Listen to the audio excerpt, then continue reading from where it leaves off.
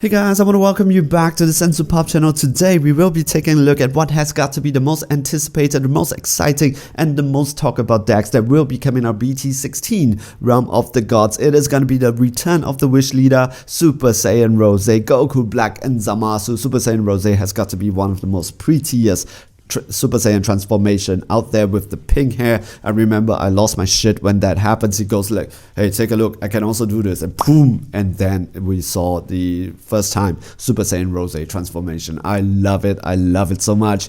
Does this leader live up to the hype, the excitement, the anticipation? This is where we are going to be finding out. In this video, I'm going to take this deck, break it down, show you the mechanics and the interactions between the cards. Stay tuned, we are going to be talking about that really soon. First, let us take a look at the most important thing in this deck, which is going to be the leader. For Dragon Ball Super card game, it is very important for you to have a leader that is good in order for your deck and strategy to be good. Alright, so that is very important. So is this leader good? I'm coming here to tell you that he is actually pretty good. Alright, so this is going to be a wish leader. That means in order for you to awaken or wish in this situation, you need 7 Dragon Balls into your drop area.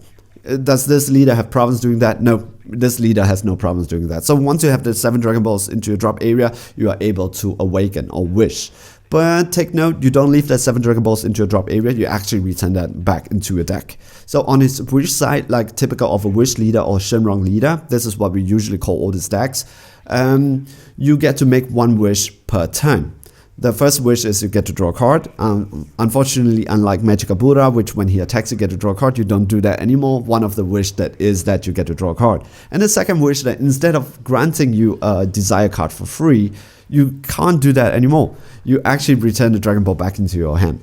And then the third wish is once you have the 7 Dragon Ball into your drop area again, you get to do the ultimate ability. And the ultimate ability is you get to play a yellow Zamasu 2 or less from your warp. And then this card gains triple attack. Similar to Magic Buddha though, but you just don't draw that 3 cards again. So you get that triple attack for the turn, alright? So basically, this is the leader. It's decent for what it is supposed to do. Let's take a look at the Dragon Ball. The first Dragon Ball is the 0 card called Cohesion. I think it's called Cohesion. I hope I pronounced this correctly.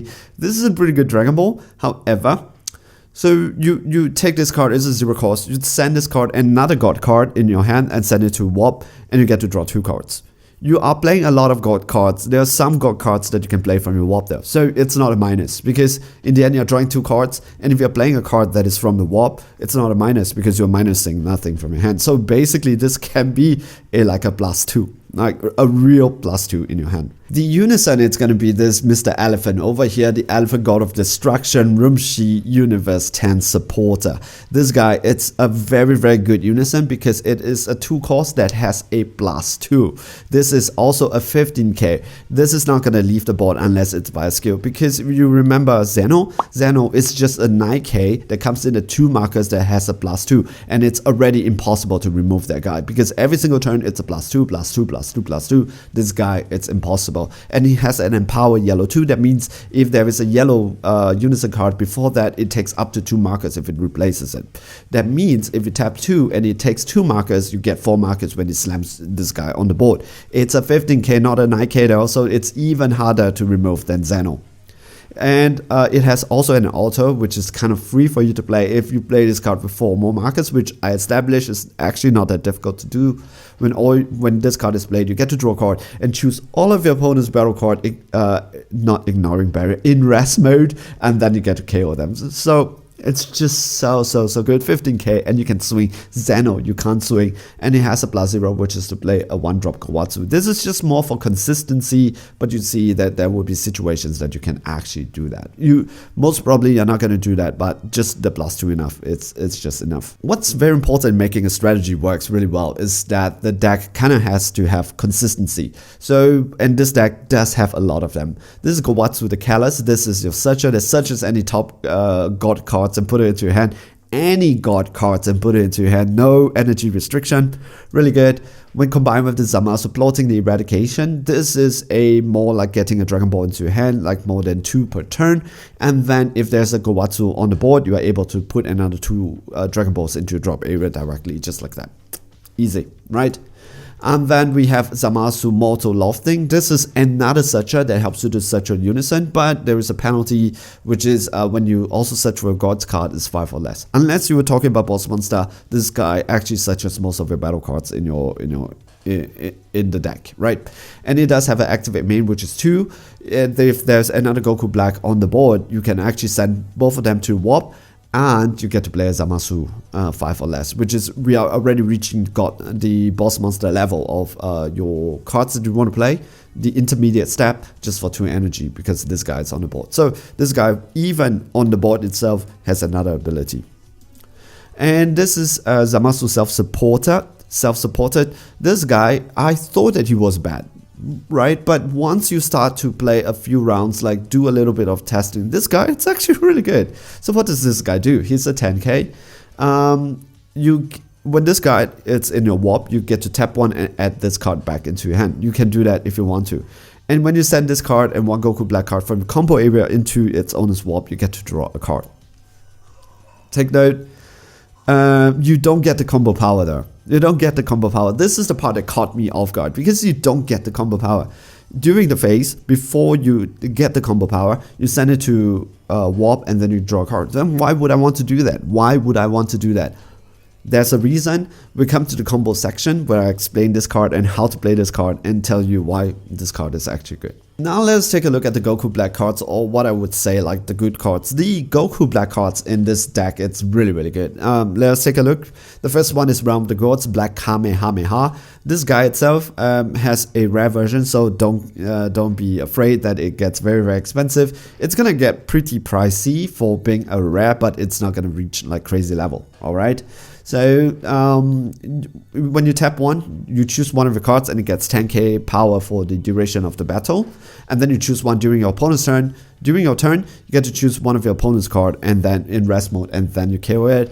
And if it's during your opponent's turn, you get to choose 2 of their battle cards and then you switch it to rest mode. So you already get the extra 10k, and if your opponent swings with their leader, you get to choose 2 of their battle cards and switch it to rest mode. Between this and Power the Super Saiyan, it's just gonna be so controlling, so yellow, such a yellow playstyle, right? So this card, it's actually really good. The next card is Goku Black Surpassing Time itself. This card is extremely it's very good for the deck. However, the drawback is also really huge. If you're playing theme, you can play this. However, if you're not playing theme, I would just say just don't play this card, because the drawback, the penalty for this card is huge. When this card is played, it gets to play for free. And when this card is played, you get to choose up to 2 Dragon Balls from your deck or drop area and put it into your drop area. And at the end of turn, you get to send this card to warp. And this card is played for free. However, when you play this card, you cannot play non-Zamasu and non-Goku Black cards for the duration of the game. That means your Vegeta counterplay, you cannot even do that. Your Goku Apes counterplay, that blocker, draw 1, tap something down, you can't do that also. And you can't play Robotic Repulse, which is one of the best yellow negates. You can't play that. Bergamo, Basil, you can't play all of that anymore. So if you're going for more main-type build in for this deck, I would say don't play this. But if you're in this channel and watching me, I'm gonna play it because it is a good evolve target if I need it. It's a free Goku Black anyways, right? And it really helps you to bring in consistency in this deck. However, the penalty is high, but I'm not gonna play those cards anyway, so what's the penalty? I play my deck team. The next one is, I got to say that this has got to be the best card that came out for this whole yellow thing. For the deck, it's gonna be Super Saiyan Rose Goku Black Future on the line. This card itself, it's a 15k. It can swing for 2 energy. You can play him from your warp and or your hand if you have 2 or more blue or yellow cards in your battle and combo areas. I'm pretty sure you're gonna have that. There's so many cheap cards and free plays in this deck, it's easy. When you play this card, you choose up to one of your opponent's card and switch it to rest mode. So it's activate battle, not activate main. So you can do it during your opponent's turn, tap 2, boom, comes back, and tap 1 of your opponent's energy down in rest mode, just for 2 energy. And then activate main, you tap 1, send it to your opponent's owner's warp, you draw a card, and then you choose up to one of your opponent's battle card in rest mode, and then you KO it. Now let's take a look at the boss monster. The first one, it is going to be a 5-cost Zamasu. That means it is also an evolve target for your old previous 9-cost Tragedy for Toe. So you can use him, use that upgrade path if you want to.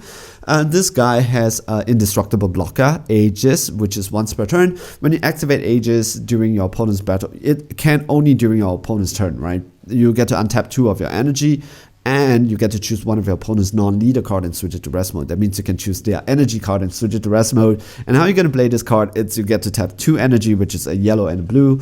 If you have a Goku Black and a Zamasu card in combo area, you get to play this card from your hand. Activate battle. That means what you can do, it's when you have the 2 cards, you get to tap 2, play this card. Now you have a 20k blocker, and you switch one of your opponent's card into rest mode. It can be their energy, and it can be their battle card. And then you have a 20k indestructible blocker. This guy is not going anywhere.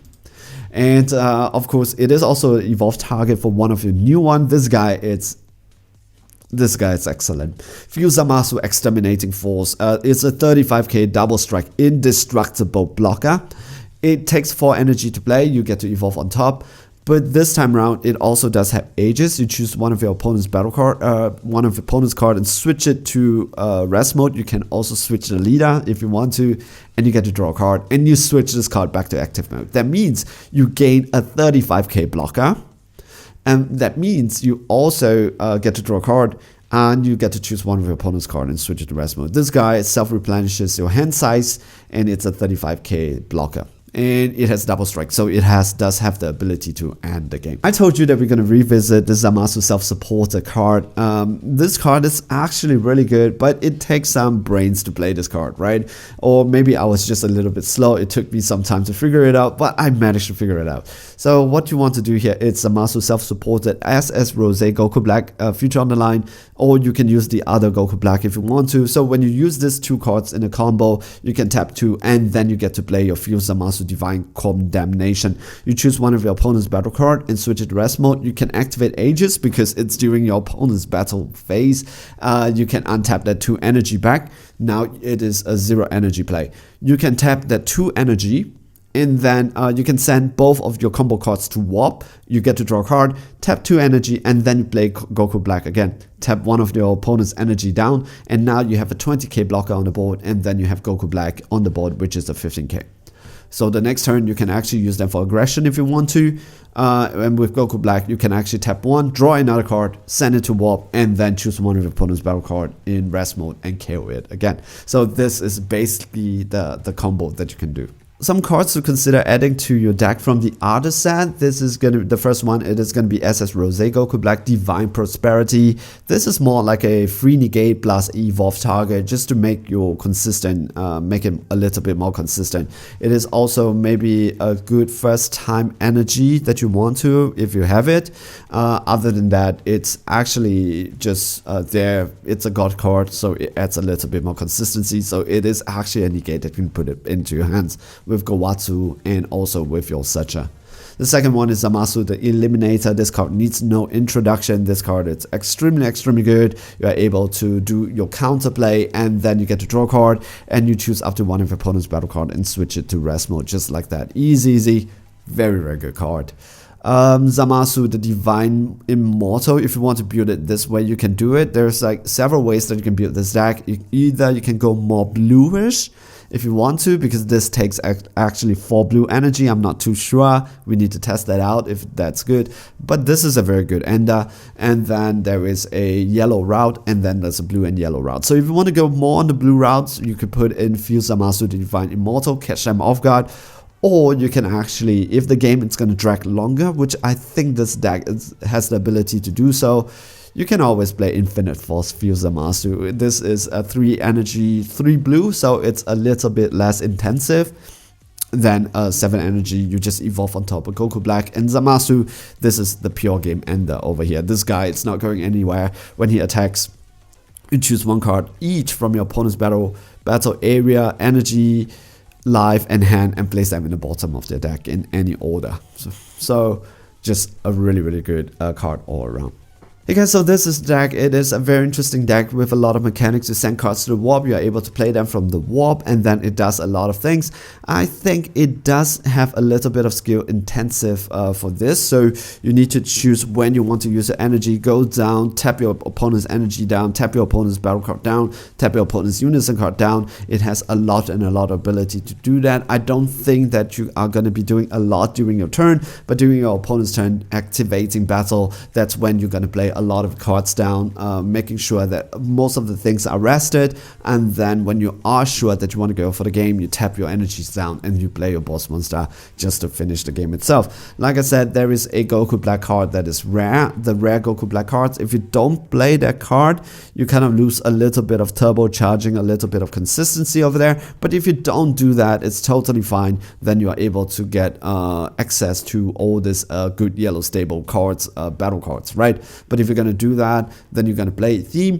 I think this deck, even playing a theme, that's what gets me really excited, is still a pretty good deck. Hey guys, I hope you enjoyed this video. What are some of the decks that you want me to cover next? Just let me know down in the comment section. And if you enjoy what you see over here, I appreciate it. You can give this video a like, subscribe to this channel if you want to support me, and stay safe, stay healthy, enjoy playing the Dragon Ball Super card game. I hope you're okay. See you guys in the next video.